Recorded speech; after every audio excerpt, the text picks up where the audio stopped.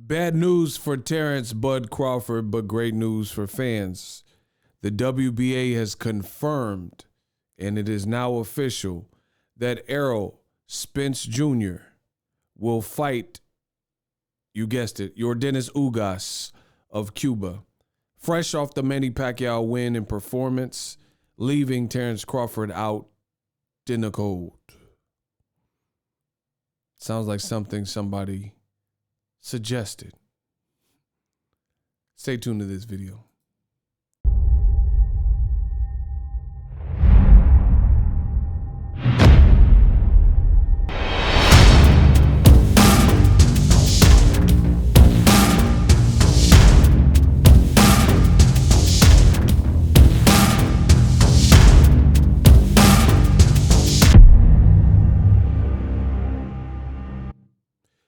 Best news of the night, not this fight, but the WBA president, Gilberto Mendoza, is here at ringside, and he has now confirmed that Stanionis has agreed to step aside for and from the mandatory title fight with Ugas, which is paving the way for Errol Spence versus Yordenis Ugas, a 3-belt unification fight in 2021, the first quarter.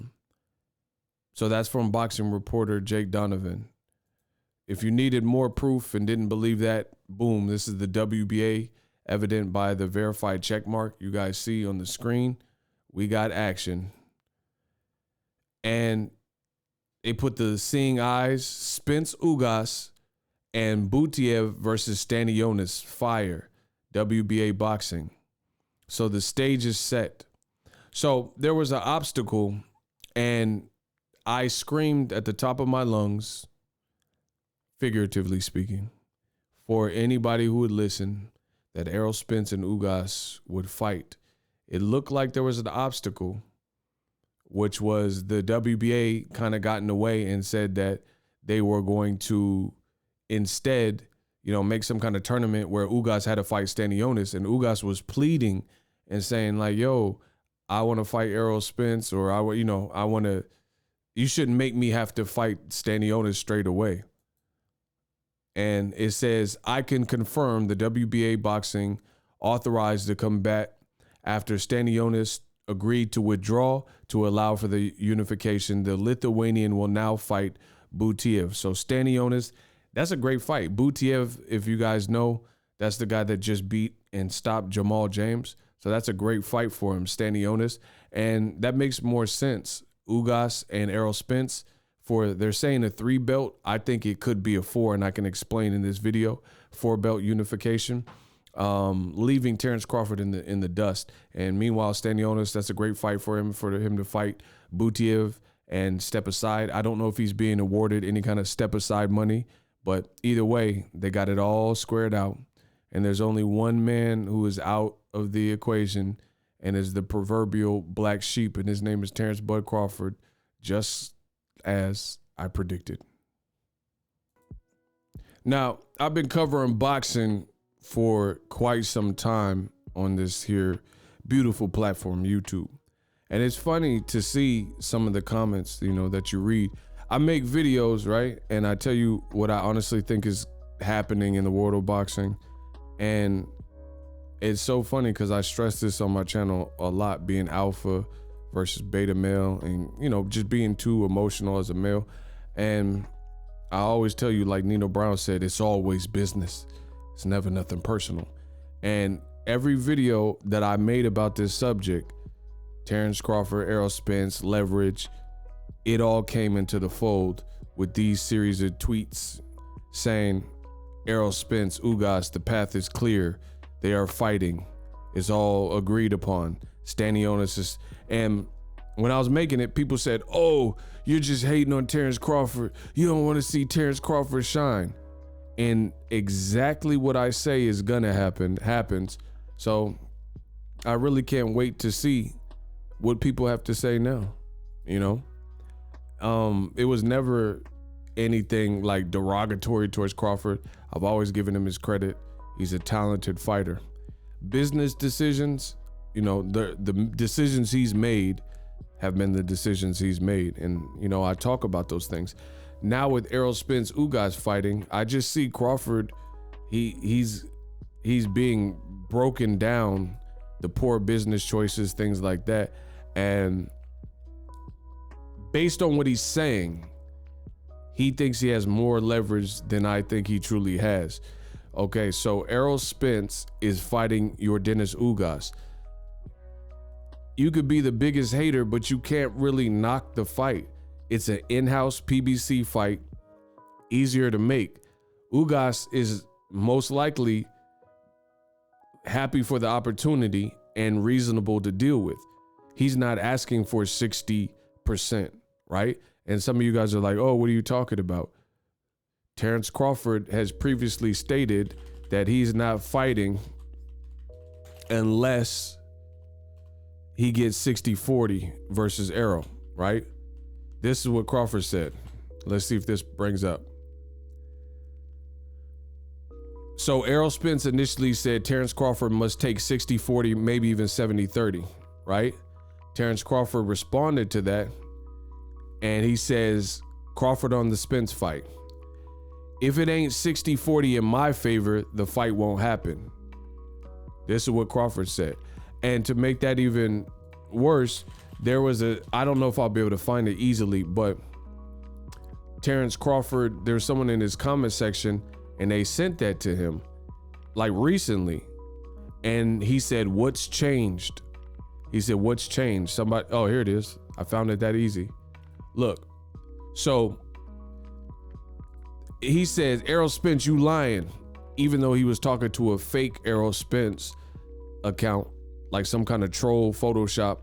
I've already made a video about that. That's why you guys gotta hit the subscribe button below for the latest and greatest.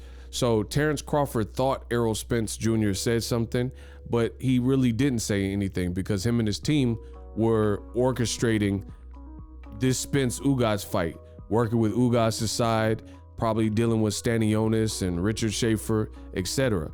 Meanwhile, Crawford is arguing with what he thought to be Errol Spence, but it was really he was set up to fail because it was somebody that just made it up and made their own Photoshop, which you could tell was, or at least I could tell it was artificial, and they made it look like Errol Spence had responded to him. Crawford didn't go to Errol Spence's page and research it to see if Errol Spence really posted this, and he responded. Errol Spence, you lying, saying you called me? Don't do that. That's a bad look when you lie to the people. So Errol Spence never said that. So what's truly a bad look? You arguing with like an Errol Spence troll account on some stuff he never said, or what you're claiming in this tweet. Anywho, there's a fan that, see, look, this is the fake tweet. And look, people in the comment section were saying this looks faulty, this looks fake, right? This don't look authentic. Look, it was a fake tweet. But Crawford, for whatever reason, responded like he did, and he didn't know that. So let me get back to it. A fan says, and posted this, Terence Crawford on fighting Errol Spence. I'm not fighting Errol Spence for 60-40, which is what Errol Spence said. And look, this is what Crawford said. Boom. Let me highlight it, or let me go up. Terence Crawford verified page. He responded to the person putting the article, and he says, what changed? You guys see it right there. He said, what changed? What changed? So he's basically saying, ain't nothing changed. I still feel that way. Look, Terence Crawford on fighting Spence. I'm not fighting for 60-40. So a fan tagged him in that when he thought he was arguing with Errol Spence, and he's saying, what changed? So he's basically saying there ain't nothing changed. So fast forward to the future, this is the predicament that Crawford is in. Errol Spence is the big fish. He's done the heavier lifting in terms of his welterweight resume, when he fought guys, under what circumstances, etc. He's done the higher attendance numbers, the higher live gates numbers, the higher viewerships on pay-per-view and higher pay-per-view sales. I believe he makes more than Terence Crawford, but that might be speculation, but is really not, but whatever. So all in all, Errol Spence has almost every advantage that would make you or make one an A side. But Crawford, he's still saying nothing has changed in terms of he wants 60-40.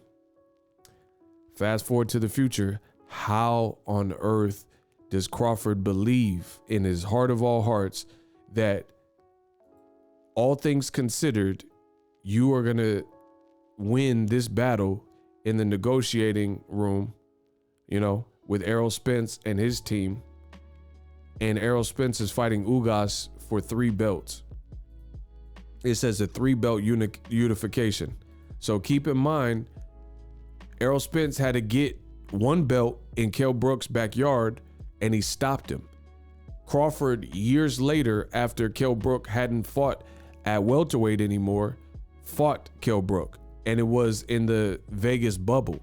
So Errol Spence fought a more meaningful fight because he fought Kell Brook in his backyard when Kell Brook was a champion at welterweight. Crawford stopped him sooner, but he also fought a non-champion version of Kell Brook, who hadn't made the weight since the Errol Spence fight 3 years prior. So with these type of unrealistic demands, I really don't see Crawford advancing closer to the Errol Spence fight. And now it just got a whole lot worse for Terence Crawford, because Mr. Big Fish, hey, stop that cap, is fighting for 3 belts, possibly 4. 4, you say. The 4th belt is the Ring Magazine belt. Ring Magazine's on record saying that if Errol Spence and Ugas fight, they'll highly consider making that fight for the Ring Magazine title. So Crawford, he got his belt, his 1 belt that he's had, he got that in his very first fight versus Jeff Horn, really in the fight that he didn't win because I thought Pacquiao beat him. So Broner, Keith Thurman, and Errol Spence, which turned out to be Ugas, so 4 PBC fighters all got to Pacquiao, and then over the course of like 7, 8, 9 years, Crawford's team said he was going to get a Pacquiao fight, and it didn't happen. In fact, when Errol Spence posted this, when Pacquiao announced the news that he was fighting Errol Spence said hashtag blame Bob. These are the things that happen. So, best of luck to Terence Crawford. I really, really do not know who on earth he would even fight. I really don't. Because at the end of the day, he doesn't seem realistic at the negotiating stuff, saying he wants more money than Errol, and Errol's about to fight for the opportunity of having 3 or 4 belts, and you've been maintaining the same belt. So just like I predicted, y'all said I was being rude to Crawford and all that. Crawford is definitely like not in a vantage position, right? In addition, Fox confirmed this. Boom. Keith Thurman will make his ring return, right? Keith Thurman's fighting Mario Barrios. Also on that card, Jose Cito Lopez and Abel Ramos. So right then and there, let's do the unmath. Let's do the math and unpack it. You got Keith Thurman finally returning. He's like a top guy, right? So Pacquiao retired, Sean Porter retired. They're out of here. Mikey Garcia, Errol already beat him, and Mikey said he's dropping down to 135 or 140. Jesse Vargas is doing something with politics, and Mikey Garcia beat him, I believe, in his last fight, right? Keith Thurman, as I just showed you, he's fighting Mario Barrios. So that's 2 welterweights. Stanionis is fighting against Butiev, as I showed you with the WBA tweet, right? So Stanionis stepping aside to allow for Errol Spence Ugas. Stanionis is fighting Butiev, who just beat Jamal James. Keith Thurman's occupied with Mario Barrios. That's 6. So who's Crawford gonna fight? Who could he fight? All the champions outside that are even left in the division are fighting each other. Highly ranked guys like Stanionis and Butiev are fighting each other. Crawford also doesn't have a promoter, or at least an announced promoter. You tell me how this is supposed to work. So you're not fighting Keith, Errol, or Ugas next. Danny Garcia, Errol already beat him, and he's talking about moving to 54. Everyone with a big name at 54 are with PBC and Al Heyman, which people asked why Crawford didn't sign with them. Jermell Charlo, it's announced already that he's fighting Castano in a rematch. So it's like, where does Crawford go at age 34? Where does he go? What business decision does he make? I mean, does he fight 140 pounders, Zepeda, Regis Prograis, Josh Taylor? You know, and the Josh Taylor fight probably makes most sense in Scotland. So then you're going up against your old promoter. I wouldn't be surprised if some weird happens with scorecards, if it went to the scorecards. If you're fighting an enemy turf, you never take an away game when you don't have to, right? It's like, what are his options? You know, Virgil Ortiz, that's probably the best fight. Jerome Boots Ennis, those are both high-risk fights because it's like guys, up-and-coming guys with nothing to lose. And Crawford, you know, I think Crawford really feels that he's making moves, but this is the move. What he just did right now is a move he should have did years ago, and then he would have been well in the mix. But now it's kind of like he's in a rough spot. Let me know what you guys think. I will give you guys more thoughts, more on the Errol Spence Ugas fight. I think that's a great fight. No one can complain. Ugas is off his best career win. He's a solidified WBA champion. He retired a legend in Pacquiao. Errol Spence is coming off of an injury to his eye and retina and surgery with a detached retina, and that's a dangerous fight to come back to. So it's like, even if you're the biggest Crawford fan, you can't really undermine or try to find some way that logically makes sense as to Errol Spence and why he shouldn't fight Ugas. Like I said, Ugas is a respected champion. He looked overall sharper than Crawford did versus Porter against a more regarded name in Pacquiao. He has a belt. It's a dangerous fight. Errol Spence is coming off of an injury, as I just mentioned. So, and Ugas is being realistic, most likely. That's why the fight is done, you know, at the negotiating table, as opposed to Crawford, who's saying, hey, what changed? I still want 60-40. I mean, I don't know who's advising Crawford, but it doesn't look like he's going to be gaining any kind of traction on big fish anytime soon. That's my honest thoughts. I try to tell y'all, I try to warn y'all. If you remember me predicting this very situation with Errol Spence and Ugas, let me know in the comments section. Y'all got to vouch for me. Y'all got to vouch for me because I'm out here working. And I told you, I don't care who thinks what. We'll see. When the smoke clears and the dust settles, we'll see what it is. And now y'all know what it is. I'm out. The future is now. The Hibernation 5s by Kenichi Bear. Hybrid gaming and lifestyle headphones. Out of the box, you can connect to any console or PC. Bluetooth ready with a low latency USB adapter, color RGB, and extreme bass mode. The Hibernation 5s adjust to you. Whether you need a gaming, travel, gym, or lifestyle headphones, the Hibernations got you covered. The new Hibernation 5s, link in the description. Customize the way you hear the world. Welcome to the nation.